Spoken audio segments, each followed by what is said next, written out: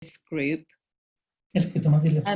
We are going to record it because several people can't come tonight and wanted to catch up. If you're unhappy about being seen, then please just stop your own video. You can still contribute.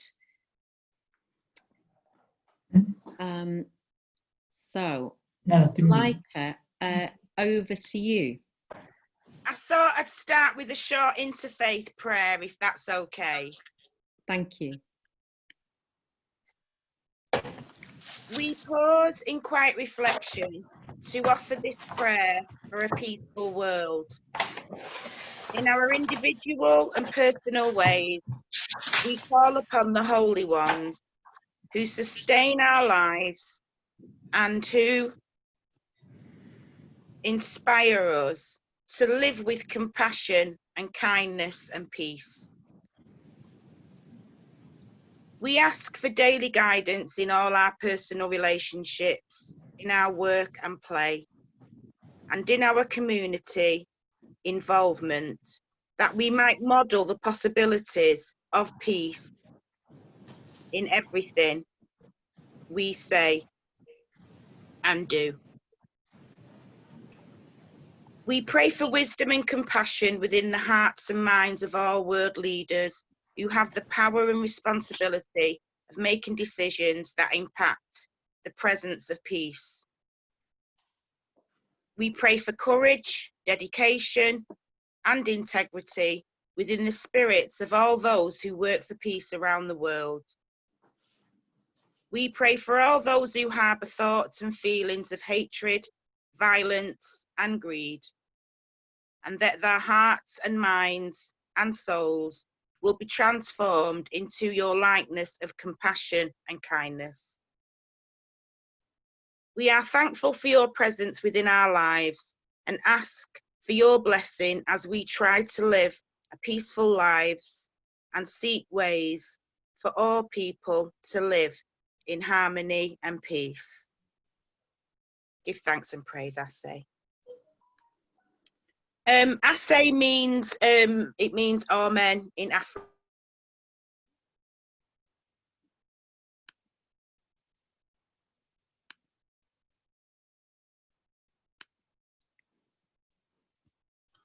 Malaika, you've muted yourself.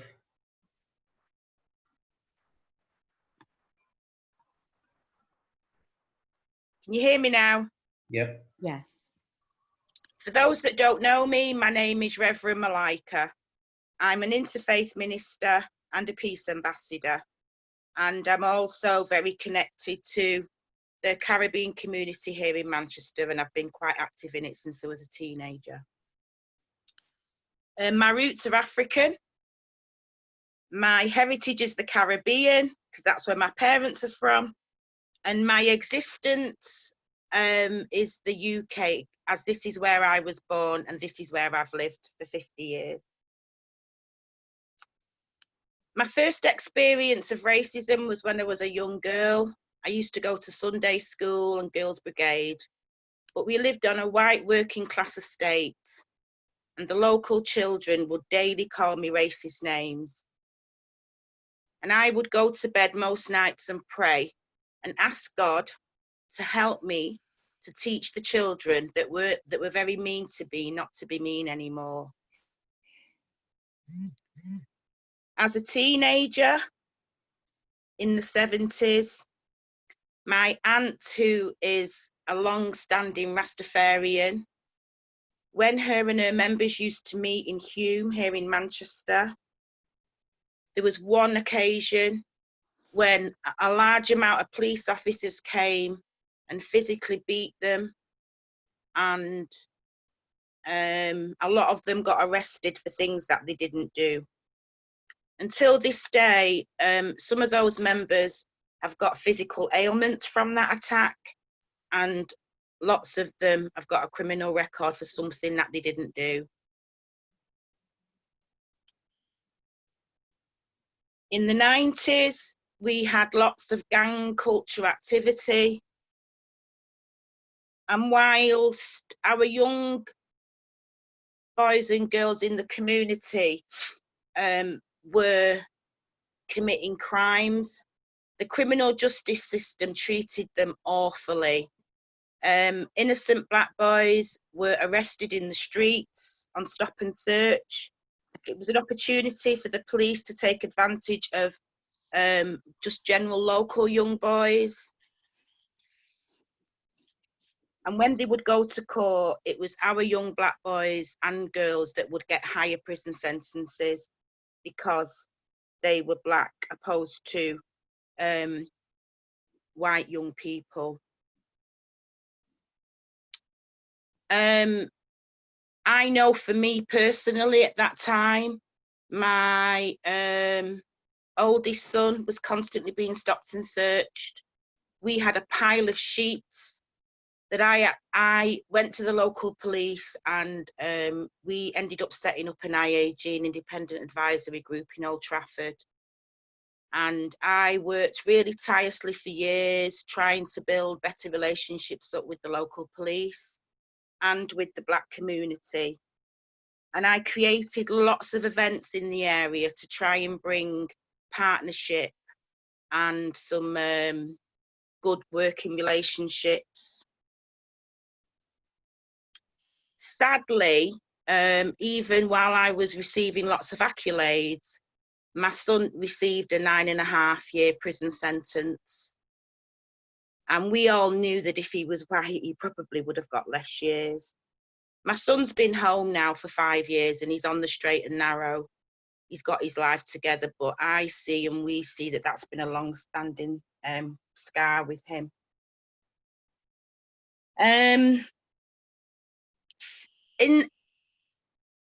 I had a couple of incidences in Essex some years ago, which has left a real scar on me. One was that someone had hit my car and drove off. And when I called the police ended up breathalyzing me and questioning me, believing that I had done the damage to my own car. There was also another incident of a local lady that ran a lovely toy shop that I got to know quite well. And I helped her one day because her bag had been stolen at the station, local train station. And we didn't find the bag, but I tried to support her the best way I could. Well, the next day, the local police telephoned me and took me to the police station for questioning. And they said that the lady had said that I'd stole her bag. From them incidences, whenever I see a police officer, I get nervous and jittery. And I also get more nervous with my two sons because I've had to tell them from they were young that they will always be treated differently by local police and in the criminal justice system. Since COVID lockdown, there's been 2 incidences with me and my son. One was Easter weekend, and where we're staying in Fallowfield, an officer was trying to manhandle my son's cousin, and he treated him terribly, putting handcuffs on him. I came out to try and diffuse the situation, and the officer ended up shoving me in my shoulders. He threw me over a car, repeatedly hit my son in his chest while my son was running backwards, hit another neighbour and his father, and pepper sprayed about 6 of us. That story actually has been viral. It was even mentioned in the House of Commons that evening on the COVID report, because GMP apologised for the behaviour of that officer. However, it still didn't stop what happened. And then about 3 or 4 weeks ago, my oldest son, Jazz, he likes to take me to a nice place called Alderley Edge to walk. And on our way home, 2 officers pulled us over. They were very racist to us, and they ended up confiscating my car. They left us stranded in Alderley Edge. and we had to get a cab back, which cost £45. And that officer said that he didn't need to let us know why he pulled us over and why he was taking my car. So I believe it couldn't happen to anyone better, because I know I'll challenge them, and I know that we're going to sue them, and we've got a solicitor onto it. But I know that there's many of Black members of my community that don't believe in that, because they believe that we're never going to get nowhere because it's very racist.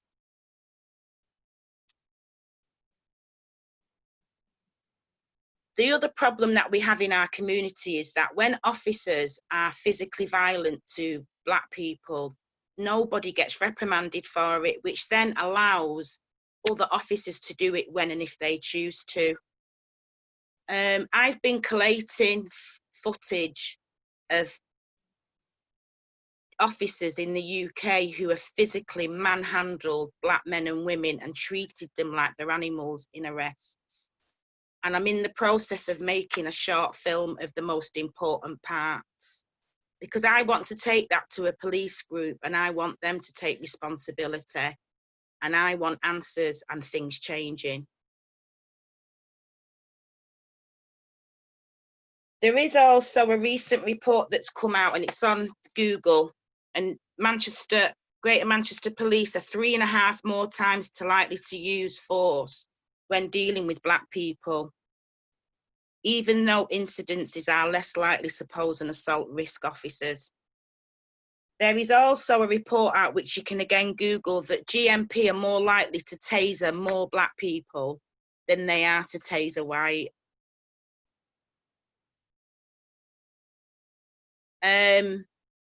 I take responsibility as a Black woman for who I choose to be, and I've challenged Black issues since I was a teenager. And anyone in this call who knows me knows that I've been doing that for over 35 years. But I've also chose to promote and celebrate diversity. That recently I've been nominated for a diversity award. And those two platforms I will never stop to challenge and to bring to the forefront of who we are. So I'm really passionate about Black Lives Matter. It means so much to me. I'm really proud that I'm alive to be in this revolutionary time. And I'm also, I feel very comfortable sitting here with all of yous and exchanging and questioning and seeing what we can all learn from the process. I'm done. Malaika, thank you for sharing your experience. And can I just ask you a question before we kind of open it to the floor? Can you tell us how your faith relates to what you've just told us about, and how, because I think you use the Bible, and many white churches use the Bible, and I just wondered if you had anything to say about the way that we're not getting it right. Do you go to your faith for answers? I do, and I believe that God has put us all here different for a reason. I believe we're meant to all have different cultures and different faiths, and people of no faith, we're all meant to be here and to learn from each other and live together. And I mean, I went to God when I was a child, and I was called racist names on that white working class estate. And I wanted to make a difference. I wanted God to teach me to teach them not to be so mean. Well, that was my interpretation of it. And my grandmother, bless her soul, who raised me, she came here in the Windrush, and she had, wow, the time that they had when they came, that by the time that I'd come, my grandmother was a little bit afraid of me challenging Black issues. And so she would just often say to me that famous saying that bricks and bones will break your bones, but names would never hurt you. And I just kind of privately didn't believe that. And I prayed about it a lot. And by the time I'd got to my teenage years, and there is an article about me actually called the Interfaith Minister That's Got a Rainbow of Friends, because I think my relationship with God, it then encouraged me to have a rainbow of friends. So I would always have, obviously, my own Black sisters and brothers, but then on the way, I then developed relationships with a Sikh, a Muslim, a Jewish, and they were other types of brothers and sisters. I know that when I was younger, it was mainly the white working class that were racist to me, which then resulted in me having friendships with more middle class and more educated people, as well as the different faiths. But I believe that God wants us all here to be different, but he wants us all to live as brother and sister. And to me, it's down to us to create that time and to learn and to kind of spread the word. It's really, really important. So I've got two sons, 29 and 22. Some of you in the group know them. And they're the same. They have their Black friends, they have their white friends, they have their different culture, and they treat everyone equally. We go into the world, and I want to connect with your heart and mind before I want to connect with the colour and the race of you.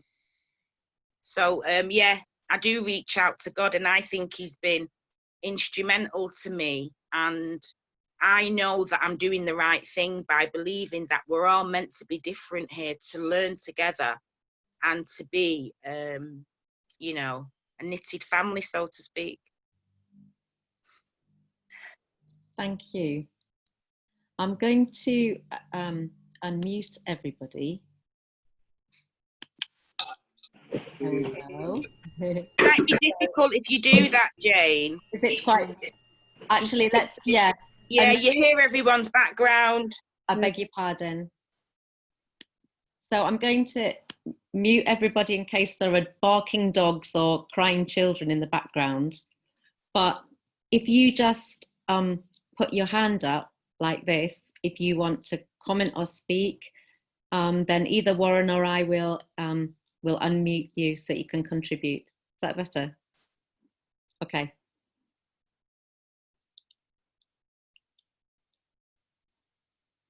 Would anybody? Hi, welcome. Sorry, I can't see you. I'll just unmute.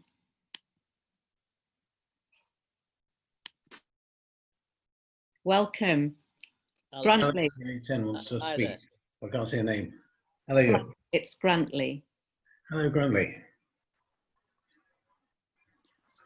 It's not. Can you unmute yourself, Grantley, because we can't hear you? That's great. Right. I'll mute I've myself. had many experiences of racism. I've been arrested, going to see my children in Cheetah Mill, taken to Whitefield police station in the back of a dirty police van. Apparently, they said the reason why they stopped me, a black man in a black BMW just stolen some petrol. I said, yeah, but I'm driving the green one.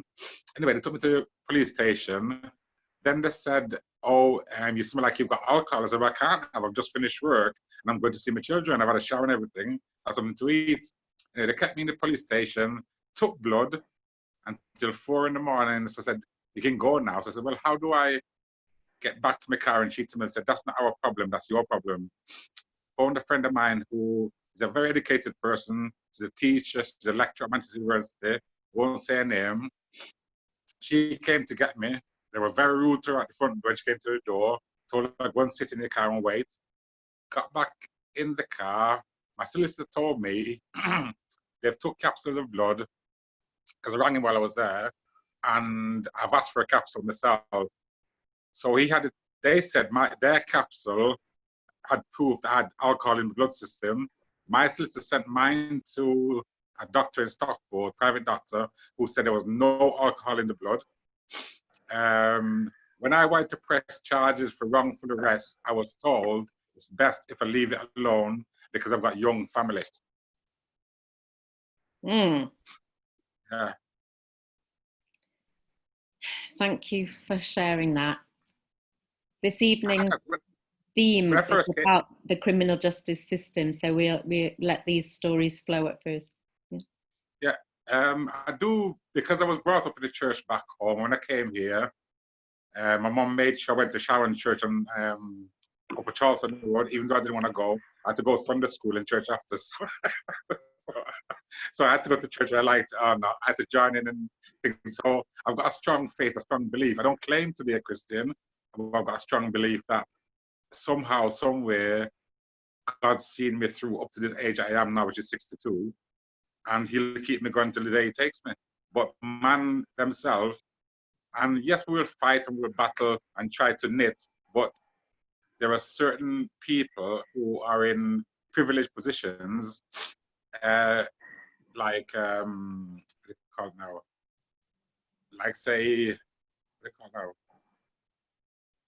Racism, who will forever filter down to the street. And it doesn't matter about people taking down statues and this and that. The people on the ground level have to come together and say, listen, we need to stop this racism. We need to work together.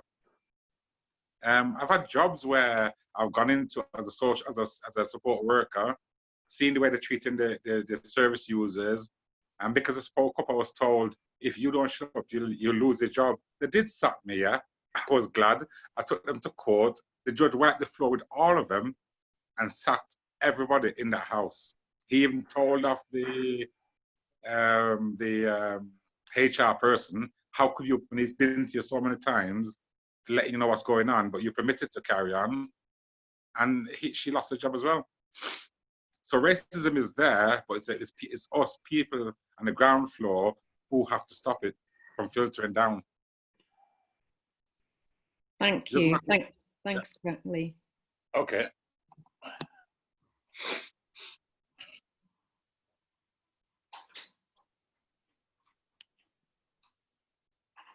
Hi. Rita, I'm just going to you can unmute yourself, yeah? Yeah. Hi, everybody. I'm Rita. I'm an interfaith minister, and my path is the path of love. Thank you both for sharing. Malaika, particularly, thank you for opening up this evening. I don't want to share right now in a lot of depth about the racism I've experienced as a person of colour, but I'll just give one example of something that happened during this COVID period. I'm part of my GP practice that I go to has always had white doctors, and even when I've asked for if there is anybody like a Asian or a person of colour that I could speak to, I was also always told that the doctors that were there were the ones that were there. Recently, a few weeks ago, my niece had an accident. She lives near me and she was with me, and she fell off a bike. She hurt herself badly and needed to go to see the GP. This was a little bit prior to the really strict lockdown. When we took her to the GP practice, there were no white doctors there, none at all. All the doctors had been changed around and they were all from people of colour. And that was shocking to me. It was just shocking to me. It was like, hey, what happened? Suddenly, all these years, we couldn't get anybody except a white doctor, and suddenly it had changed. And part of the reason I don't want to share any more right now in this particular forum is that this is a really difficult, painful, traumatic time for many Black people and people of colour. And it's a really difficult time in terms of the rawness and the feelings that are here. The anger, the tiredness. And I think what I wanted to share in this forum, I have a very strong spiritual path and connection with the God of my understanding. And But I do feel that in faith groups and spiritual groups of many sort, there's a lot of spiritual bypassing. And this is something that concerns me with people of faith or people who are, you know, on a spiritual path or whatever that might be for them. Because it's so many of us want to get to that place of peace and light, and of course I do too. But this time is for us to really get down to the core, and particularly white people, to get to the core of, you know, and see the difference between racism and being an anti-racist. And I think it's really, really important right now. And we, because I feel like we are in a strong position because, you know, we have a strong faith. The reason we're here is because, you know, this is a meeting to do with people of different faiths. And so I think that we are strong in that, you know, that we dig deeply, and particularly white people, to look deeply and see, and not just white people, because there's also, in my own community, or Asian community, there is so much racism there too, towards that people. And that is something that is not often addressed at all, not really, it's not spoken about in many circles I go to. And so I really feel that it's really important that people here are sharing right now, and sharing how they experience racism. But also we're tired. We're just tired. We need white people to do their work. And I mean that in the deepest respect, because there's so much unconscious stuff and bias going on. And there's loads and loads of amazing information out there right now. Yeah, I think that's all I want to share right now, and I really appreciate being here. Thank you. Rita, thank you. Thank you for starting to give us a vocabulary for talking together, and for those of us who are white to start to address our own issues. It's not for you to do it for us, but we're really glad that you are giving us some stuff to really deeply reflect on. I saw another hand. Yeah, hi. Can you unmute yourself, Asha? Hi. Yes, I'm Asha Buch. I used to be part of FN4M while I was in Manchester. Hi, welcome. Hi. I have not had many bad experiences, but when my children were young, I still have friends from all backgrounds, and their children used to come to my house and they used to play. I used to take them out in the park or everywhere. And I used to be asked, are you minding them? And when I say no, are you child-minder? Are you minding them? That means I cannot have white friends. So when I explain, no, they are my friends' children, the expression on their faces told me a lot of stories. Then I was trained as a teacher. I used to do some locum supply teaching. So the parents in the playground used to ask me, are you a helper? Or have you come to tell the story of Rama and Sita? So that told me that I cannot be a mainstream teacher. Then I became a teacher for ethnic minority. And it hurts me to tell you that it's not just from indigenous white population that I face these type of questions. Some other communities were also a bit of apprehensive about me teaching their children, because they thought I'll pass on to my values to them, which are not similar to theirs. I was once placed in a school where there were a lot of children from Black minority. So parents opposed for my posting there. I went on to train myself about Black culture. I came back to that school And I won the hearts of the children because I knew how they talk, how they respect others, how they treat elders, and especially teachers. And I used to be on their side. And at that moment, the parents came and apologized that we assessed you wrongly, but you can understand now. So I think we need to be open and talk to each other more, so that people can understand that people from all other backgrounds can work in any field. Thank you. Asha, thank you. That's a really clear example of the efforts that you went to understand others. Jane, can I make a comment, please? Please. Yeah, there's something about. Somebody said, Jane, can I make a comment, please? I thought. Hi. Hello. Hello. Who's speaking? It's Malaika. I just wanted to make a quick comment. Yeah, please do. Yeah.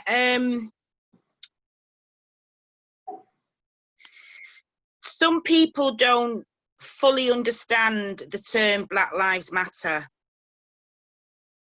And there's other ethnic races that feel that they also need to be mentioned.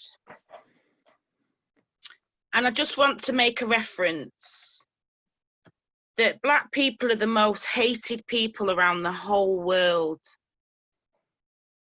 And we've been persecuted since before we were taken as slaves. And there's been research done on post-traumatic slave disorder, which is within our DNA till this day. And it's not just with the criminal justice system that we get mistreated and badly treated. It's within all areas. And so while I know that there's been other ethnic groups that have experienced racism, I equally know that there's other ethnic groups that also dislike us as Black people, like the sister just mentioned there. And the difference with this moment now with Black Lives Matter, it is only pertaining to Black people of Black skin colour. And it's because our journey has been very different to other ethnic groups. Now, that doesn't mean that non-Black people don't matter, because you do matter. There's a story in the Bible where God has got some animals and one of them is sick, and he goes to look after the one sick animal. And the other animals ask God, why are you not looking after us today? And as God said to the other animals, because you're not sick today, and today is the time for the sick animal. So when people misunderstand the concepts around Black Lives Matter, it doesn't mean that other people's lives don't matter. It doesn't mean that other ethnic minorities don't matter or white people don't matter. But what it does stand for, it stands for people of Black colour, that in this moment right now, it matters. And that's why you see how it's affected the whole of the world. You know, there's an amazing video on my phone where it shows you all the many different countries and places where people have been protesting for Black Lives Matter. And it's really important that people understand that word. And if they don't, go and research it and educate yourselves. Thank you. Thank you, Malaika.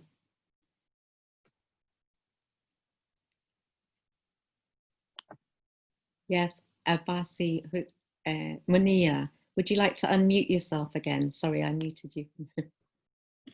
Yeah. Okay, thank you, Jen. I'm Munir Hussain, Abbasi's husband. So I thought that we can come together. Just I want to share my own experience. I'm here in this country since 1992. I came as a postgraduate student and did my research, and I did my PhD and started teaching while I got a job.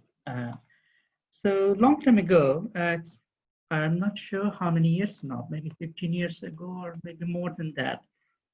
So I used to do mostly the part-time job, that is supply teaching.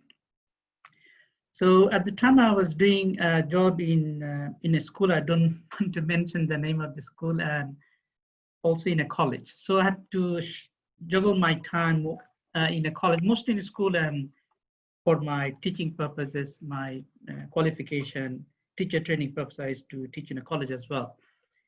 So one day, it's just, we finished in my school about 1 month almost, after 4 weeks perhaps, and then 4 to 5, I can't remember how many students. I finished my school and went to the car park and started driving. Then just in front of my car, 4 or 5 kids, they came in front of my car and they jumped on my car, and they stopped me. They don't want to let me go. So being a teacher, I cannot hurt anybody. That's my philosophy, as I cannot touch anybody, I cannot hurt anybody. And so I was a bit scared. I was inside. I don't know what to do. And I don't know how, though it is maybe 5-10 minutes, but it took me hours and hours to me at that time.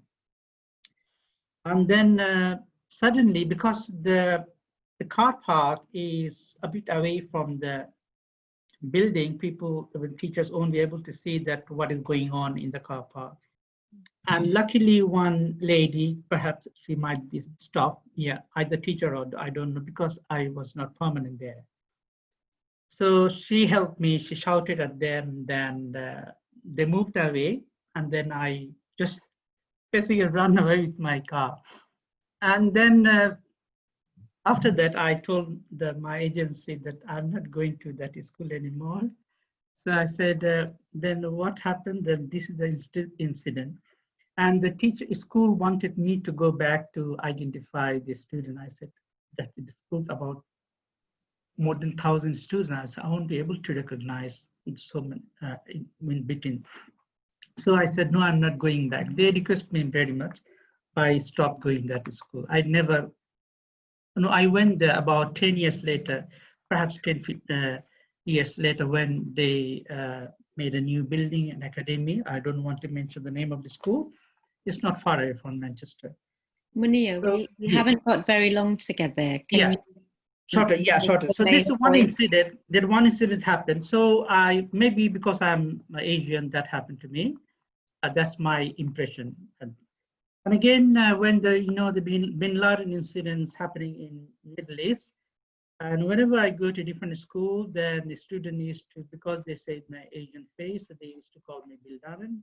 They don't care my name. Even the student know me. Even in the classroom, they used to call me Bin Laden. Then I had to tolerate racial abuse as long as Taliban was, Bin Laden was alive. So that was my reality. I never shared this story to anybody except my family. And maybe because of my color and my ethnic background, I suffered. But thankfully, from now on, I mostly teach now in colleges. But now it is gone, hopefully for me. But I don't know, it might flare up again. So I wish that it doesn't happen to me anymore. Not to anybody, any people, because of their color, whether it's black or Asian or anybody. Thank you very much, Jane. Munir, thank you for trusting us with your story. And we want to stand in solidarity with you and all people who are putting their head above the parapet. But what we're trying to get to is in understanding the Black Lives Matter movement at the moment and how it's going, the potential for impacting our communities of faith. say this is an opportunity for us to educate ourselves and to deeply, deeply get to grips with the history and the stereotypes and the misinformation that we are in general living with. And for me as a white person, trying to understand the daily microaggressions as well as the bigger picture that people of color experience, but particularly African people of African heritage, because I've within the refugee work that I've done, it has still been Black brothers and sisters who've been on the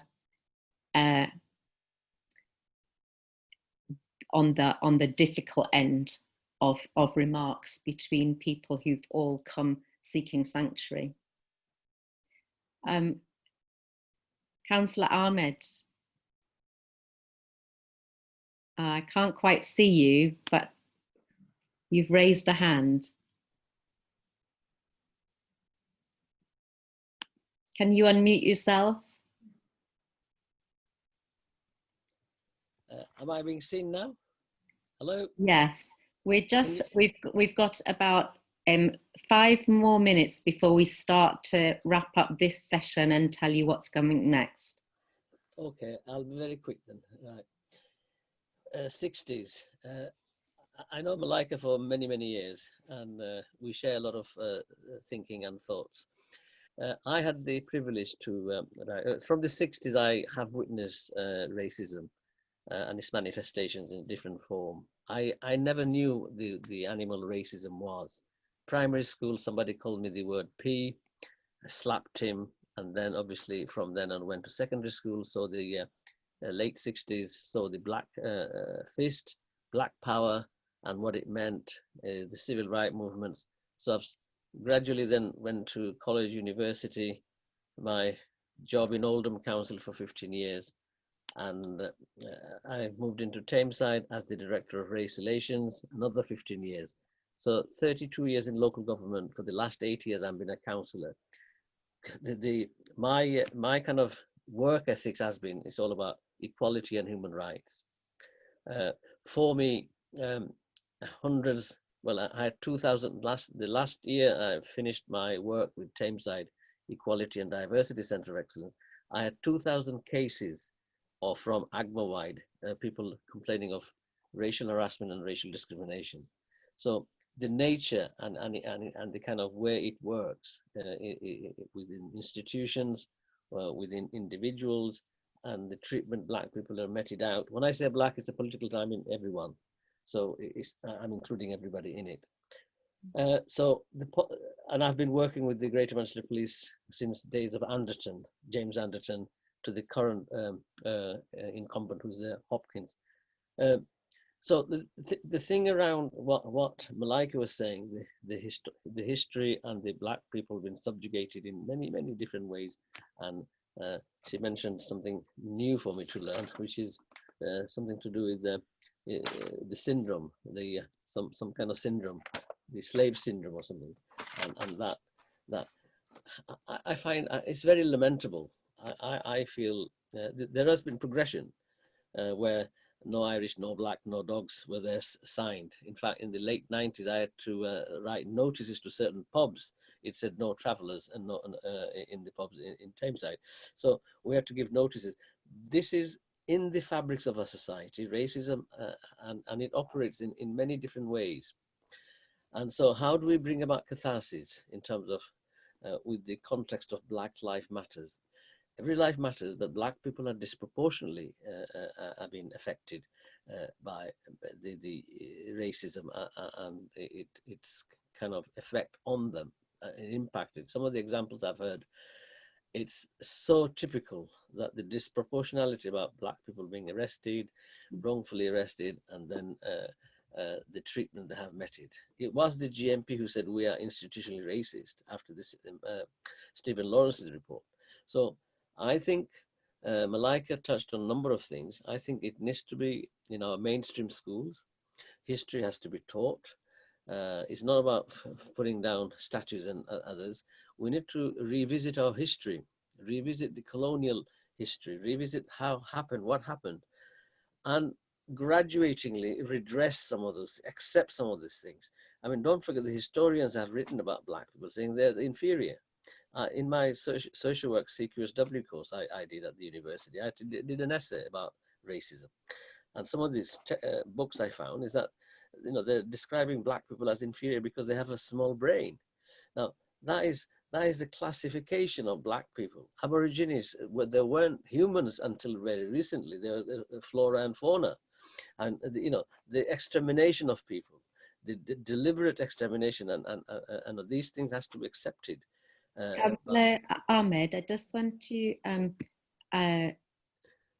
we're going to have different sections in the, where we have a week where we address education.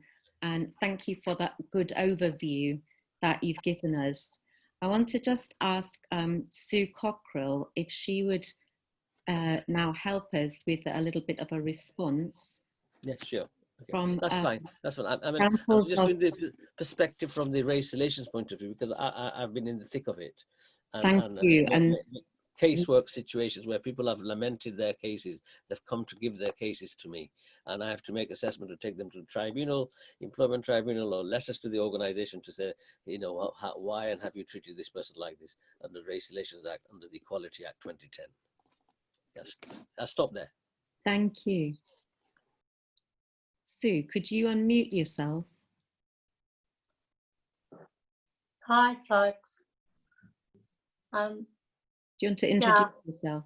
Yeah, I'm Sue Cockrell. I'm a member of the Unitarian Church in Chiltern. I'm an interfaith minister too. And yeah, I know some of the people who've spoken. And I just want to thank all of you who've spoken tonight. That's been an honour to listen to that. And I'm really conscious that everyone who spoke has been a person of colour. As yet, and apart from Jane, to be fair, Jane's tried to come in as well. And I don't know why Jane's chosen me to speak, but the thing that has really struck me about what I've heard, and it does make me incredibly comfortable to hear it, is about how I then take some responsibility for these situations and educate myself in how I can respond. When I like to think, when I'm in a situation where I hear something that is racist, I will challenge it. But sometimes I'm really learning that I don't hear it. As a white woman, I don't hear it. And unless it's directly pointed out to me, I will let it be because I haven't heard it properly. So there's something for me about educating myself in that, but also educating myself in the history of this country. And this has been one of my awakenings during the Black Lives Matter thing, has been that it's really shaken me to the core about how systemic racism in our country has got a long, long history. And so I'm learning, using resources to try to educate myself. And I've been quite shocked by that. And it's really exposed to me that we don't know. And as the councillor said, there is some education in that. But in terms of the criminal justice system, how much longer will we hear these stories of black young men being stopped on the streets? It was part of my history in the 70s, yeah? Things don't improve and move on. So what is it we can do now? And what is it I can do as a white woman in the position I'm in Manchester to try to address this now? And that's where I'm particularly keen to take some responsibility and not actually keep looking to and asking black people for the answers here. Jane, I think that's enough. Thank you, Sue. Thank you. Let's go back to gallery view.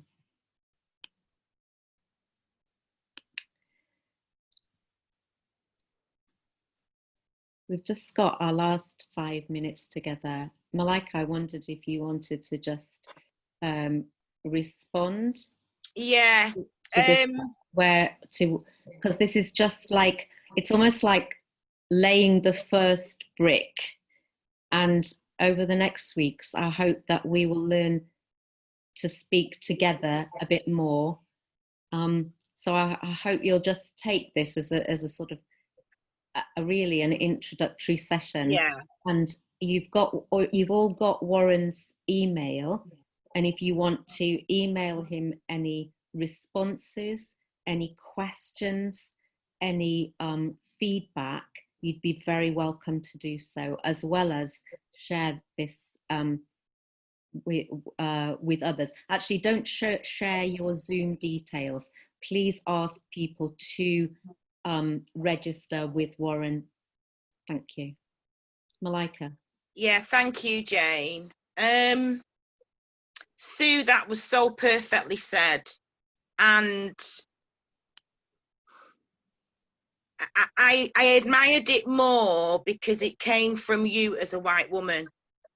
Because you're showing me and you're showing other brothers and sisters that you're choosing to take your own responsibility. It's not down to us to teach you, it's your history. And you couldn't have said it more spot on. And you're the type of people who I want to hear from more. Because I've had to delete and block a lot of white brothers and sisters on my pages, on my social media pages, because they don't think like you. So thank you. I know that our vision for these sessions was meant to be more of, we bring a Black person in, they will share their experience on a different topic each week. And then it was meant to be that members of the community are then meant to come and ask questions to learn. And I see now where it kind of felt a place where people wanted to share their stories as well. But that wasn't really the intention that we had. It was more around one person would speak about their journey, and then it was for people more to ask questions. But it went the way it's meant to have gone, and we can't change that. I want to still stipulate that, you know, and it's something that I'm inviting everyone to go away and think about, is that Black Lives Matter only pertains to Black people. It doesn't pertain to other ethnic minorities. But it was equally as powerful to hear your stories too. But I just want you to be mindful of that. And I'm looking forward to the other 6 or 7 sessions that we've got. This was just the beginning, this was just the beginning of the rest to come. So thank you, and peace be with you all. Malaika, just before we finish, would you like to introduce us to what the next session will be, and so that, yeah, wet or whistle. Yeah, for next week, we've got a young man called Akeem Mundell. He's got it's not an OBE or an MBE, but it's a something BE for a young person. He's come from Moss Side. He could have become a gang member, but he turned his life around, and he's done some amazing, fantastic things in the community. But he's going to come and share about his experience as a young man, wanting to, as a young man who's experienced racism in the country. Lovely. I think if everybody gives a clap or a wave to say thank you, and we'll see you at 6 o'clock next week. Monday. Thank you. Can I just say thank you very much, Malaika, and to you, Jane, for holding this and leading this so well this evening. I was wondering, as you were talking, Malaika, as to whether or not one of the reasons there weren't that many questions is because part of it is that we actually have so much guilt and pain about some of this that it's almost too difficult to ask some of the questions. Maybe. And I understand that, because I can almost feel the fear out there. I can feel it. So I understand that, and maybe you're right, Warren. And I think one of the reasons for setting up these sessions is as Jane Malaika was saying, it is about confronting ourselves with all the stuff that's going on. You talked about Black History and the importance of Black History Month, and I think people just assume it's there and don't necessarily think through why it's there and what the need is. And why is it Black Lives Matter as opposed to BAME lives or other lives and things? And I think it is a very particular situation. I mean, I'm amazed that we're here over 50 years on from the civil rights movement with Martin Luther King and as a Jew, Rabbi Abraham Joshua Heschel making speeches, impassioned speeches, and saying we have to get things to change. And look what happened with George Floyd, and is still happening to others. And we look at what happened here, as been mentioned before, with Stephen Lawrence, and the things we learnt. And talking to some people, I think it was only last year, the number of things we've managed to forget that we learnt. We have a lot to put right, and I think we as members of faith communities are incredibly well placed and importantly placed to make a massive difference. And we have to start with ourselves and with those around us and try to make a massive difference. So thank you both. Next week is Young People's Black Experience, and we'll be looking at politics and education and health and sport, and I've forgotten at least one or two others. Watch this space. I hope this week we'll actually produce the list for the next 6 Mondays as well and send it out to all of you who've been on. So thank you very much, all of you. I found this powerful. I hope all of you have too. Thank you. Thank you very much. Take care. Nice. A quick word. Quick word. Mm-hmm. Councillor. I found the whole thing, although in some ways I am, what's the word? I'm emotionally affected by everything that's been said over and over again, because every life matters. One life saved, humanity saved. The Judaic, Christian, Muslim, and I just feel this death of George Floyd can have an influence in our thinking, and have some form of catharsis in our systems, in our institutions, and bring change, because we need that change. So people shouldn't feel they're left out, and people shouldn't feel they're discriminated. Thank you very much. Thank you all. Thank you.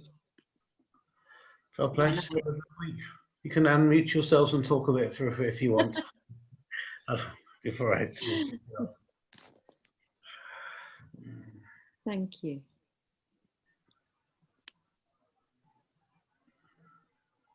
Is that the end of the session? That's the end of the session. We said that we would keep it tight, 6 till 7, so that you don't overcommit. Thank you. Yes, that's great. Bye for now. Take care. Bye. Take care, like everyone. Take care, everyone. Good luck. Bye, Bye. Thank you. Bye-bye. Bye, Fayed. Bye, Sukhbir. Thank you. Bye. Bye, Vizzy. Bye. Bye, Helen. Thank you for coming. Thank you. Jane. Bye. Jane, quick question. Bye, Helen. Bye, Helen. Yeah, go on, Sukhbir. Jane, quick question. Your Twitter handle, is it Greystone Jane? Do you know, I don't know. I'm so rubbish at this, aren't I? I'll look on my phone and see if I can find Definite possibility. I'm a bit more of a Facebook person than Twitter. I think Andrew's my is there. Hi, can I just ask? Oh, some